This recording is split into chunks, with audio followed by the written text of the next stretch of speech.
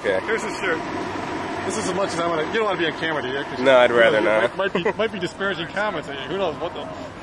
So what do you think about that? Well, yeah, I mean, absolutely. The energy thing is, potentially an avenue for a solution. There's no reason why, if American Axle wants to shut down their plant in Hamtramck, we can't go in there and start building wind turbines and mass transit. All things that, this country needs as far as infrastructure and making, future economic prosperity, a foundation for that to happen. And while that infrastructure is being built, to give people, quality, good-paying union jobs. Right. Like for instance, like Obama wants to build infrastructure versus just bombing Iraq, I guess. That could be one way of putting it, right? So, but even those solutions are being. A gentleman just gave a comment that I think is important. That when FDR in the New Deal, the Public Works Administration, initially tried to go through the private sector too, in terms of a jobs creation program, and in the end, it by having that middleman, siphoning off, those funds, not getting as many people to work. So the Obama administration could, truly employ people. It's the same sort of situation with healthcare insurance. Right. As long as there's a middleman, and as long as there's 20% administration costs and skimming off the top whenever and however possible, it's not going to reach the number of people, and the program will not probably be as effective. Right. Huh. Now, it's like your take on it. I'll say, like, you're from Flint, okay? So, like, what's your take? So, your take. Do you have like any interest group that you're affiliated with in this group, or you just heard about it and came down, or? I mostly heard about it and it came down. I mean, I work on some things in Flint around a lot of these issues. But yeah, no, it's not. It's going to take all groups and all individuals, because we are sort of all in this together. There was an example of that was this last Friday, where retired salaried management people at Delphi, who are now having their pension and health care benefits unceremoniously taken away, were outside the Delphi headquarters that used to be, their offices, protesting their former colleagues. Right. So it's not just, the traditional, union versus management thing anymore. Even in automotive supply, it's nobody is safe, and I think people are realizing that, and things like this are helping to say, let's coalesce. The fact that you were salaried, non-union, join us. Right. It's not.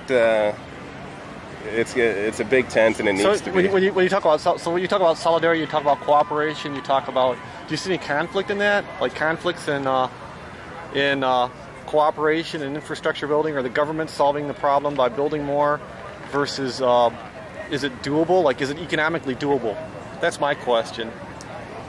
Well, the thing is, the things that are doable get really funny, because take green energy. It's apparently, from a commercial point of view, not doable right now.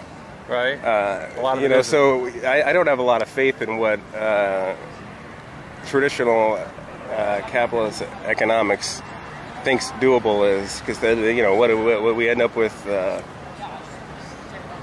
American Idol is doable. Right. But turning American Axle plant into a public transportation manufacturing facility is not viable.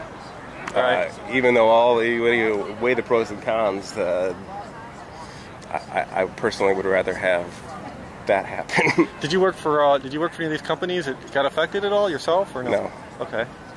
So, it obviously affects communities. We gave in Flint all kinds of tax breaks to GM and Delphi's of the world for years and it years. wasn't enough, right?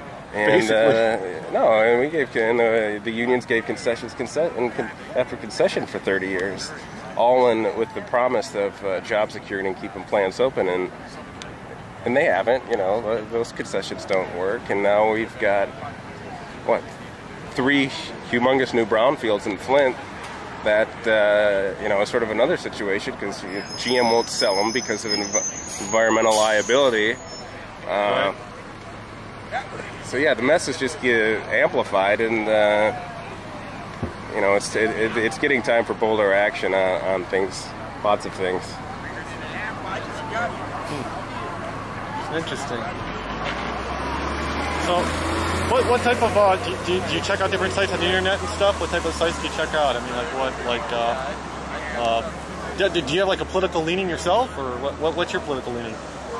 Would you consider yourself? I mean, like I never like labels, but I guess my political affiliation is with the working people. So you consider yourself kind of like a libertarian, or kind of independent vote, whoever's the best, or what? Libertarianism sort of scares me. I think it leads to the selfishness and the competition versus the cooperation and mutual best interest. Yeah, because they're kind of like isolated, right? They're kind of like isolated on their own. I can take on the world. We can all take care of ourselves. We need no taxes, no government at all. Kind of go back to like. Well, yeah, it's the Ron Paul thing. We're going to have the Pony Express and an army. Right. That's it. Yeah, 7% taxes or something like that. Yeah. Right. And it's like now these worker world guys, they want to do like solidarity thing, right? I'd say, what would be your take on that? I mean, I think Workers' World has got a great perspective. They got a lot of great resources and ideas over there. Socialism, right? Kind of like Canada, or I don't know if it's ever worked anywhere. To tell you the truth, well, it's working in Sweden right now. I have a theory. My theory. I'll tell you what my theory is. I'll just tell you my theory right now. My theory is that like communism and socialism work kind of. They kind of work because they don't exploit the environment as much because they're not as efficient. So you have like more stuff left over. But they're not as, you know what I mean? They're not as efficient. It's like you have. It's like really, I'm wondering really if it's debatable. I mean, public ownership of you know, things like water. Right. The U.S. Postal Service is quite efficient. Probably more so than UPS and FedEx. Right. But does it? Okay, like, so do you think that is capitalism going to be dead? Do you think capitalism's dead? There's going to be like I saw a thing on BBC. All right. They had this a long time ago, like maybe 15 or 20 years ago, and this guy said there's going to be a mix between capitalism and communism. There's going to be there has been. I mean, that's and there has kind of been already, right? But he said there's going to be the two systems are going to merge at some point. He thought in the future. He thought it was not you couldn't have them like in conflict with each other. Well, kind of communism. I mean, Soviet communism kind of fell for a while anyway, and then capitalism's kind of been going on. Testing 1 2. But so do you think that's the case? What's going to happen, or? Well, I can't. You're the expert. You're my expert with the red shirt. I didn't know. Because what I'm wondering if there's like a nature. There's just like a nature of. I mean, it's like a pyramid, right? So you guys got the guys on the top. They're using all the resources and they're using a ton of energy and a bunch of materials and stuff. And we get all these things. Like you drove a car here, right? Yes. Okay, I drove a car here, right? Okay, how much? You know what? Speaking of the government, I gotta go put more money in my meter. How long we been here? Okay. Maybe I can come back for more. But I don't want to get ticketed for this. You should get back. You should stick around all day. There's gonna be some probably more action in the afternoon. I'm on lunch break. Oh, you are? Yeah. Where are you? I'm sacrificing my lunch break. Hang on, let me go off camera. Okay.